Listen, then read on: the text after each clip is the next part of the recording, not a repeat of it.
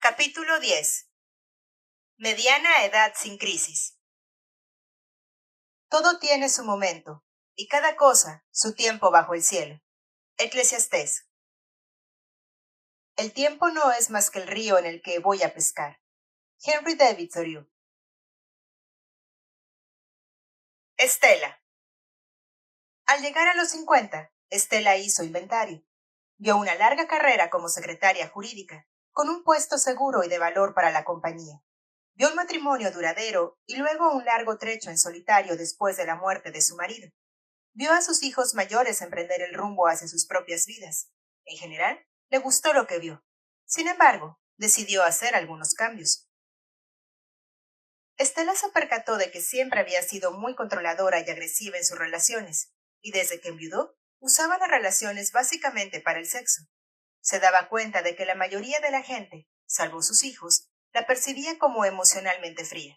Sabía lo importante que eran para ella sus pocas amistades íntimas duraderas, y también que podía crear lazos más íntimos si le concedían el tiempo suficiente para conocer a alguien.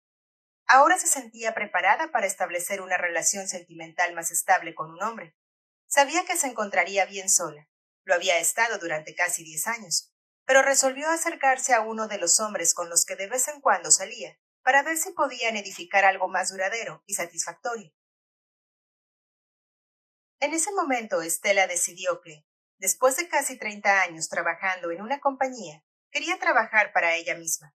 Había estudiado terapia artística como una forma de expresión creativa y de reducción del estrés en el curso de los años, y ahora había acabado las prácticas para convertirse en terapeuta artística. Dejó su trabajo administrativo y empezó a dirigir talleres de terapia artística en centros cívicos, centros de asistencia social y residencias de estudiantes.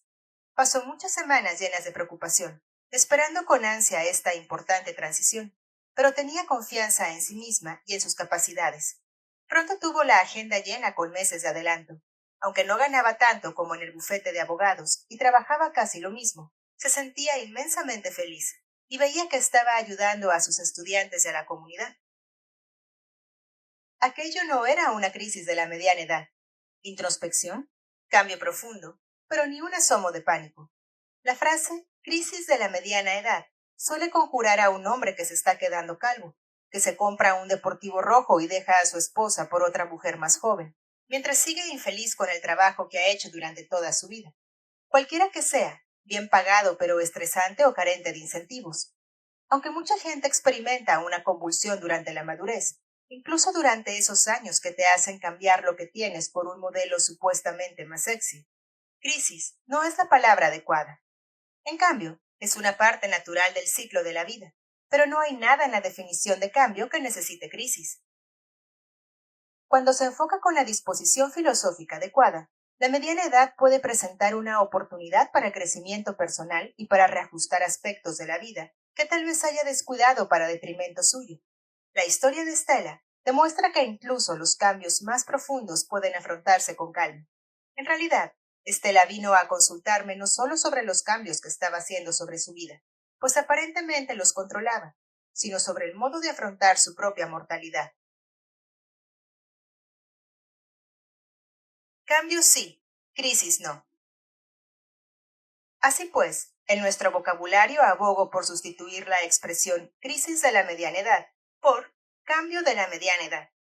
En los años 70, Gail Shee sacó el tema del armario con Passage. Aunque el libro lo hace desde una perspectiva psicológica y no filosófica, el título tiene una connotación positiva, que en mi opinión resulta apropiada. Donde quiera que el viaje nos lleve, no es necesario pensar en él como una situación crítica o una calamidad. No podemos bañarnos 2 veces en el mismo río, como aprendimos de Heráclito. Se dice que uno de sus estudiantes más observadores le comentó que ni siquiera podemos bañarnos una. El río cambia incluso mientras nos bañamos por primera vez. ¿Pero no preferimos bañarnos en un río que en un lodazal estancado? Sin duda sería más saludable, y puede que también más placentero. Para estar clara y fresca, el agua debe moverse, y usted también. En Occidente, por el contrario, hemos meditado poco sobre las etapas de la vida. Nos basta con las categorías de infancia y vida adulta, y esta última es considerada una vasta extensión de territorio indiferenciado, con tal vez una sola subdivisión para los ancianos. Las mujeres disfrutan de la dudosa dicha de unas etapas biológicas más diferenciadas: menarquía, embarazo, maternidad y menopausia. La aceptación de periodos de la vida en que la energía se centra en aspectos diferentes contribuye a evitar el tipo de mentalidad de crisis que puede producirse si el cambio llega de forma inesperada. Sin embargo, el nexo unidimensional al ciclo reproductivo no tiene en cuenta las diversas facetas de la vida de toda persona, y muchas etapas tienen una fuerte connotación negativa, como la incomodidad de la menstruación, el dolor del parto y lo indeseable de la vejez. Tradicionalmente, los pensadores orientales consideraban frases en la vida de toda persona y tienen una visión más integral, más positiva de cada etapa. Por ejemplo, Confucio reconocía que en los diferentes periodos de la vida, la energía se concentra en distintos aspectos. A los 15, me dediqué en cuerpo y alma a aprender. A los 30, había plantado el pie firmemente sobre la tierra.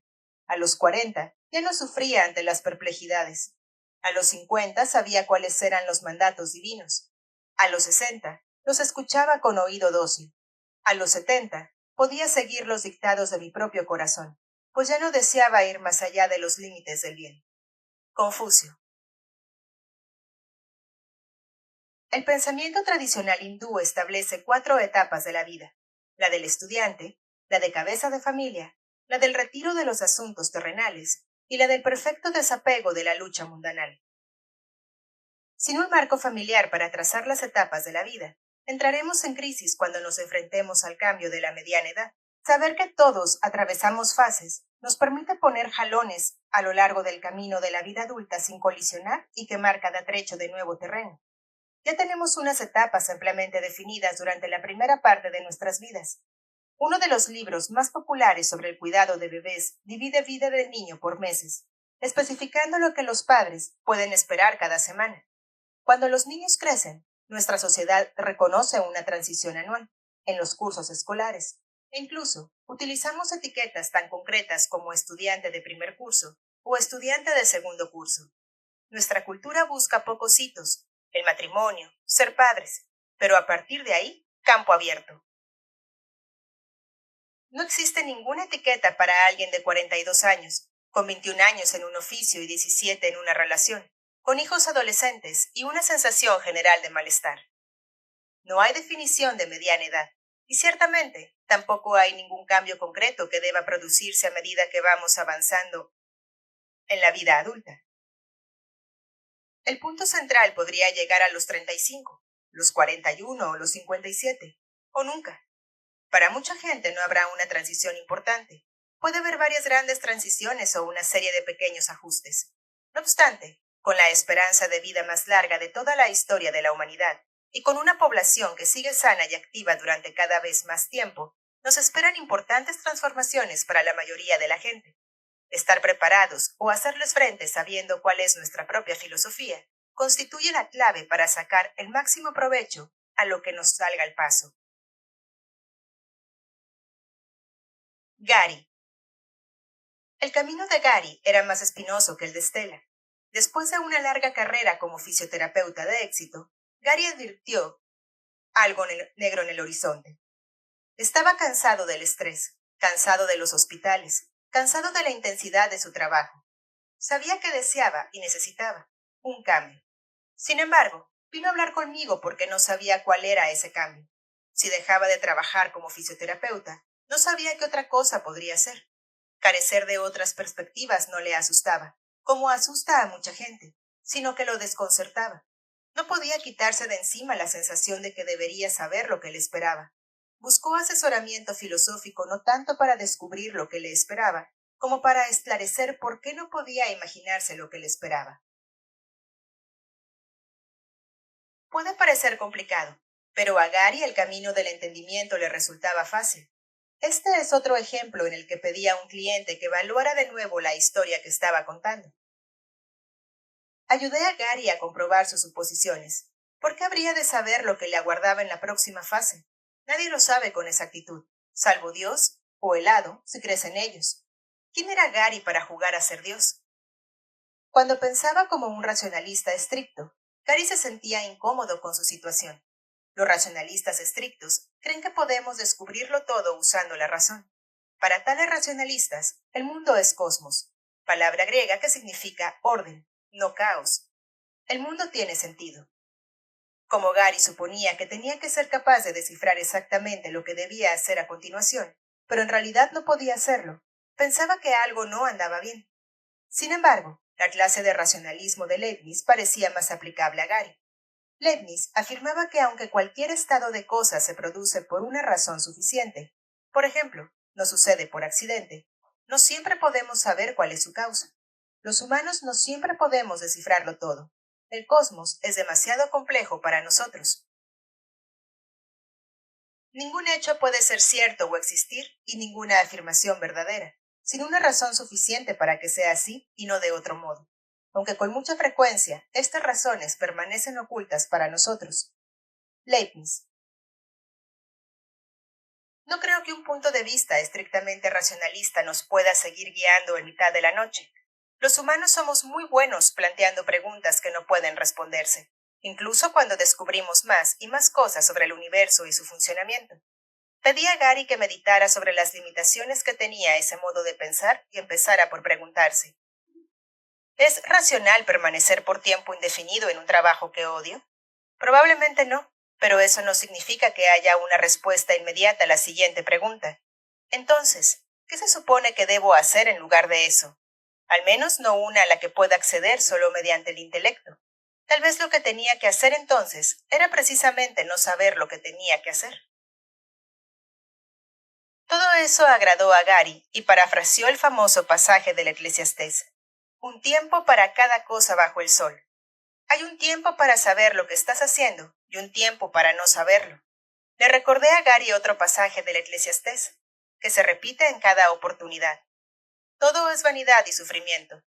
Pensar que sabes exactamente lo que estás haciendo es un tipo de vanidad. Saber que no lo sabes, pero pensar que deberías saberlo, es harina de otro costal. Gary se sentía más cómodo con un racionalismo revisado. Las cosas tienen una explicación, aun cuando no la veamos a primera vista. Si usted está experimentando una situación de cambio, incertidumbre o infelicidad y no sabe por qué, su trabajo consiste en descubrir sus propósitos, evitando el egoísmo de presumir que ya lo sabe o debería saberlo. Todo tiene su momento, y cada cosa su tiempo bajo el cielo, su tiempo el nacer y su tiempo el morir, su tiempo el plantar y su tiempo el arrancar lo plantado, su tiempo el matar y su tiempo el sanar, su tiempo el destruir y su tiempo edificar, su tiempo el llorar y su tiempo el reír, su tiempo el lamentarse y su tiempo el danzar, su tiempo el lanzar piedras y su tiempo en recogerlas, su tiempo el abrazarse y su tiempo el separarse, su tiempo el buscar y su tiempo el perder, su tiempo el guardar y su tiempo el tirar, su tiempo el rasgar y su tiempo el coser, su tiempo el callar y su tiempo el hablar, su tiempo el amar y su tiempo el odiar, su tiempo la guerra y su tiempo la paz. Eclesiastés. Hubo incluso un tiempo para que los Byrds sacaran un disco que sería un gran éxito. Desde esa perspectiva, Gary empezó a ver que pasar por un periodo de tiempo en que no se tiene, por una vez, una dirección clara, podía ser valioso. Hasta ese momento, una cosa había llevado a otra en la vida de Gary: el colegio, la universidad, el primer trabajo, el estudio de la especialidad, ascensos, etc. Le hablé a Gary sobre el relato de ciencia ficción de Norman Spinrad, La semilla del tiempo, en el que un hombre come una hierba que le confiere el poder de ver todo lo que ha sucedido y todo lo que va a suceder. Su vida se convierte en una tortura. Si su profesor de literatura del colegio le hubiera pedido un ensayo sobre ese relato, su frase tópica, si quería sacar un sobresaliente, habría sido algo así como: el descubrimiento es una parte de la alegría de vivir. Gary se encontró tomando un camino sin un mapa claro, lo cual le producía ansiedad, aunque también lo estimulaba.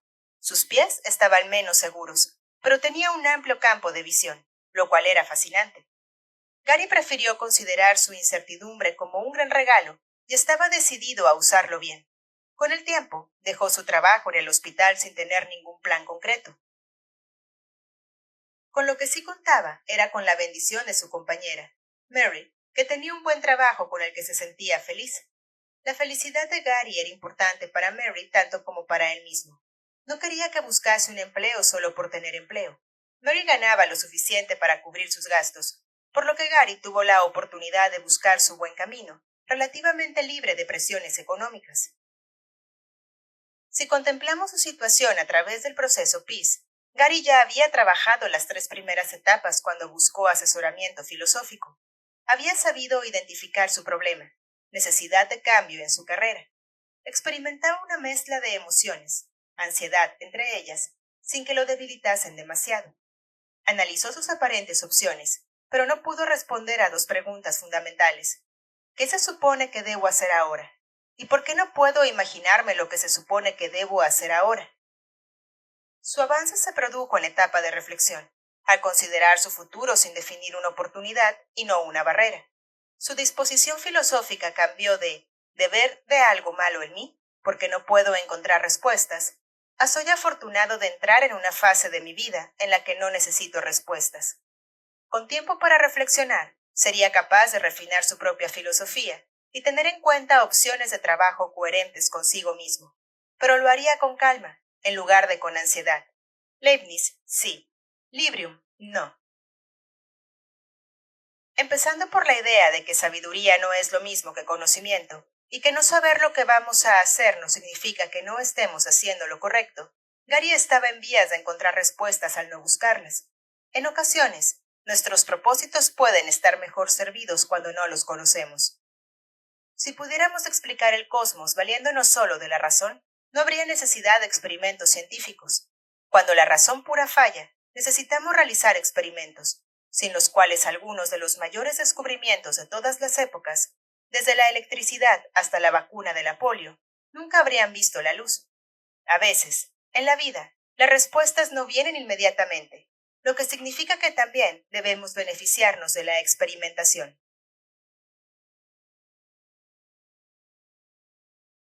Gauguin y usted. Para algunas personas, como Gary, la crisis aparece cuando no saben lo que viene a continuación. Para otras, saber lo que viene a continuación es lo que provoca la crisis. Para quienes se lamentan de que el mundo es demasiado predecible, llevar una vida programada resulta poco auténtico y hasta insoportable. Si usted se encuentra entre ellos, hallará seguridad y prosperidad en un camino hecho de riesgos y descubrimientos. Usted no desea vivir de acuerdo con una interminable lista de reglas preestablecidas. Si usted es así, deberá mantener un ojo abierto por si surge el problema Gauguin mientras traza su ruta. Paul Gauguin abandonó una carrera financiera de éxito, a su querida esposa y a sus hijos pequeños, y se fugó a París, donde aprendió a pintar, para luego marcharse a Tahití y dedicarse a su vocación.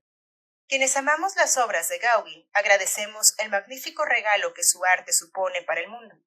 Ahora bien, ¿se condujo Gauguin moralmente con respecto a su familia y su negocio? ¿Hasta qué punto deben subordinarse las obligaciones y la ética a los más altos objetivos creadores? Tendrá que trazar esta línea tan fina por sí mismo, pero deberá ser consciente dónde lo hace para equilibrar la estabilidad y la exploración. Una de las personas que más admiro es una especie de Gauguin al revés. Tras sus estudios de filosofía y lógica, Stefan Mengelberg trabajó durante años como ayudante de dirección junto a Leonard Bernstein en la Filarmónica de Nueva York. Aparte de tratarse de Leonard Bernstein, era sin duda uno de los puestos más apetecibles del mundo de la música clásica. No obstante, tras cumplir los 50, oyó una vocecita interior que lo llamaba a la abogacía, de modo que se licenció en Derecho y ejerció como abogado el resto de su vida. Siguió dando clases particulares de música, pero tuvo la valentía de ser honesto consigo mismo, prescindiendo de la edad, pese a que hacerlo conllevara un cambio de rumbo drástico. Que yo sepa, Stefan, que con 55 años, la persona que ingresó con más edad en el Colegio de Abogados del Estado de Nueva York. Conocí a Jody, una mujer que, tiempo después de jubilarse como funcionaria, regresó a la facultad para estudiar historia, tema que siempre le había interesado, pero al que no se había dedicado, y se licenció con 85 años. No hay razón para permitir que las arbitrarias barreras de la edad o de las etapas de la vida le impidan hacer lo que le dicta el corazón. Anne. Anne se enfrentaba a una elección semejante a la de Gauguin, pues aspiraba a una vida más libre y creativa, pero temía la pérdida de seguridad que podía conllevar. Igual que Gary, era muy eficiente en un trabajo que ya no soportaba más. Se aburría mortalmente como auxiliar administrativa en un centro sanitario y a menudo entraba en conflicto con uno de sus superiores. Le había caído del cielo una tentadora oferta de empleo, pero no acababa de decidirse a aceptarla, de modo que buscó asesoramiento filosófico para ayudarse a decidir si debía aceptar el nuevo trabajo y comprender qué era lo que la retenía. Aunque era más joven que la mayor parte de las personas cuando se enfrentan a un cambio en la mediana edad, las cuestiones que planteaba su dilema le aproximaban a quienes, con más edad, luchaban a brazo partido con asuntos semejantes. Su conflicto surgía en el ámbito laboral, pero tenía implicaciones en todos los aspectos de su vida.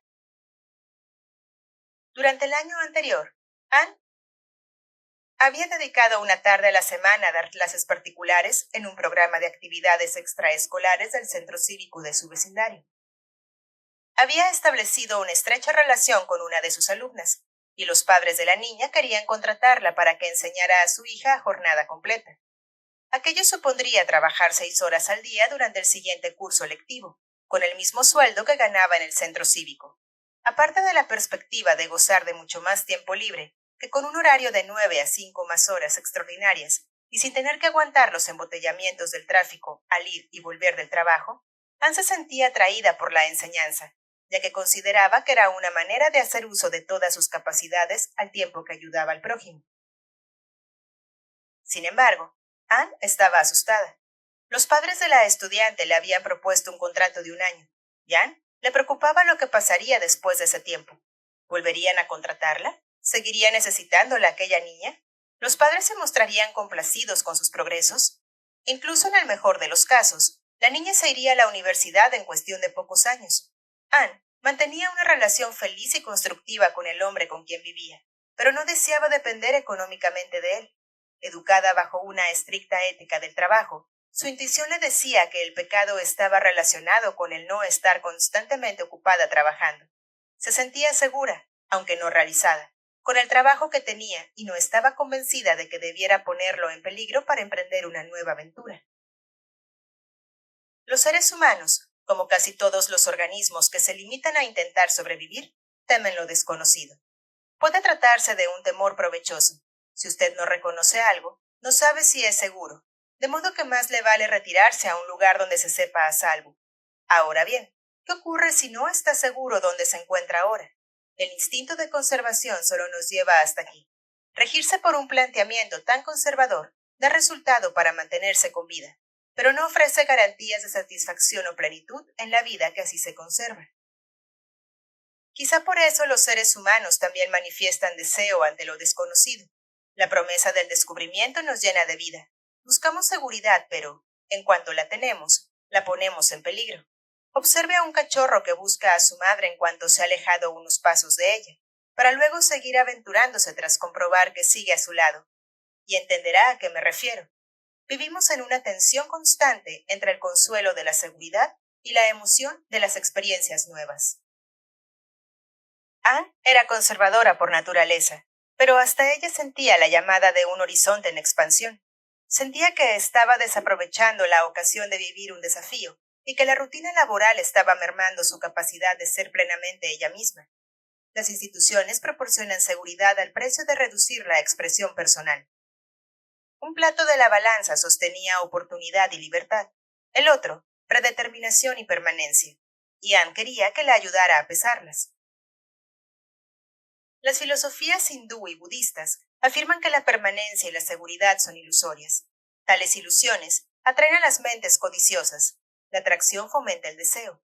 Los deseos dan pie a los apegos, y los apegos al sufrimiento. Nos apegamos a las cosas, incluso a las cosas malas, tal como Anne se apegaba a su sofocante empleo. Preferimos lo malo conocido a lo malo por conocer. Es un consuelo que nos envenena lentamente, pero nos acostumbramos tan pronto que ni siquiera notamos su sabor. Tras largos periodos de no conocer otra cosa, los prisioneros terminan temiendo el mundo que hay más allá de sus celdas. Si un día se abrieran todas las verjas, muchos permanecerían donde están. Las relaciones externas que traen calor y frío, pena y felicidad, van y vienen. No son permanentes. Aguántalas con valentía. Bhagavad Gita. Quienes se muestran temerosos cuando no hay nada que temer y no sienten temor cuando deberían hacerlo, tales personas, adoptando puntos de vista erróneos, se adentran en el camino de la aflicción. Buda. La puerta estaba abierta, pero Anne titubeaba en el umbral. Las enseñanzas hindúes y budistas le parecieron acertadas y más necesarias que nunca en este mundo nuestro tan acelerado. Las cosas evolucionan tan aprisa actualmente que el mismo cambio se considera una virtud. Estamos llamados a plantar cara a nuestros temores innatos con valentía y aprender a abrazar el cambio. Aristóteles también contemplaría el cambio positivo como dorada mediocridad. Alentaría a Anne a aceptar la nueva oportunidad que se le ofrecía, dado que suponía un punto medio entre los extremos de permanecer esclavizada en su trabajo presente y abandonarlo sin ningún plan de futuro. Desde un punto de vista filosófico, Anne caminaba por una línea muy fina que separaba el libre albedrío del determinismo. No había dado ningún paso concreto encaminado a encontrar un nuevo empleo u otra salida a la insatisfacción que le causaba el trabajo. Sin embargo, se había puesto a tiro de la oportunidad que ahora la angustiaba. El voluntariado era la forma que tenía de ser fiel consigo misma y responder a su llamada interior. No obstante, había adoptado una actitud fatalista, sin hacer nada para mejorar su situación, como si cualquier intento tuviera que ser en balde. De todos modos, le dio buen resultado actuar siguiendo su libre albedrío, el voluntariado, aunque no buscara ni previera tales resultados.